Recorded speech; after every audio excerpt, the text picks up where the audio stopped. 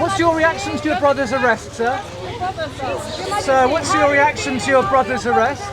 Yeah, I think the King said what he had to say, which is basically nobody is above the law. Essentially, he's also saying the firm, the royal family, will cooperate in every way with any investigation. Well, they have to. They have no choice in that. I mean, the reality is, the point is, it was a statement that was made.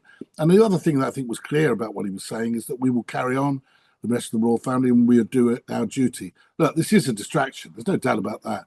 It's a disaster for the royal family, I think, in terms of reputational damage. But it's nothing to do really with the King. When the King was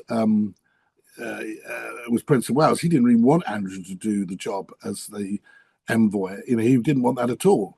He didn't think Andrew was qualified. So really, he's just going to have to batten up the hatches, if you like. But it does feel, doesn't it, a little bit like the band playing as the Titanic goes down, because this really is very, very serious. And in terms of whether it has an existential issue, I don't know. But the King has done his best to say that we'll be there to make sure that we are not holding anything back. We will actually cooperate in every way. Well, the King has only been on the top job since 2022, the end of 22, when the Queen died. So really, the Queen had the last call on everything. And I think she was slightly blindsided by and blinded by a love for her favourite son.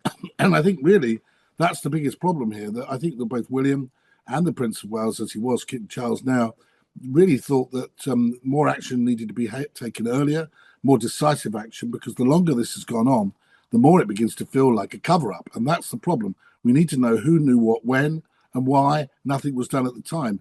We must remember that we talk about Andrew Mountbatten at Windsor now as if that's was always been his name. He was Prince Andrew, the Duke of York. He was a serving member of the royal family. So, of course, it has implications for the monarchy. It's his 66th birthday. I should imagine he'd be feeling the worst ever. I mean, whether he knew this was coming or not, he may have, in his worst nightmare, thought this was coming. But this is a really serious case. I would have thought would have thought that Mandelson would have may have been arrested first or something. I don't know. But, all of a sudden, the police cars are arriving on the Sandringham Estate Wood Farm, and he's being carted off to be arrested under caution to give an interview. So not the greatest time, really. The police have got to do their job, but it does have a huge impact upon the monarchy. It has a huge impact upon the reputation of the monarchy. It really depends on what happens if he's charged. And of course, that is the next step. Or if he's just been told he's bailed and maybe to give evidence again. We just don't know until we get the next movement from the Thames Valley Police. So, we have had arrests before. We've had Princess Anne had to go to court over her dog, by her dog. But this is huge. I mean, this is unprecedented in modern times.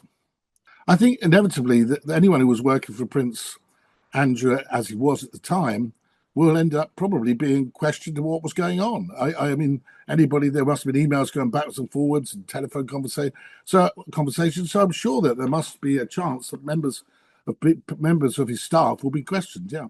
Are you concerned about Andrew's arrest, Your Majesty?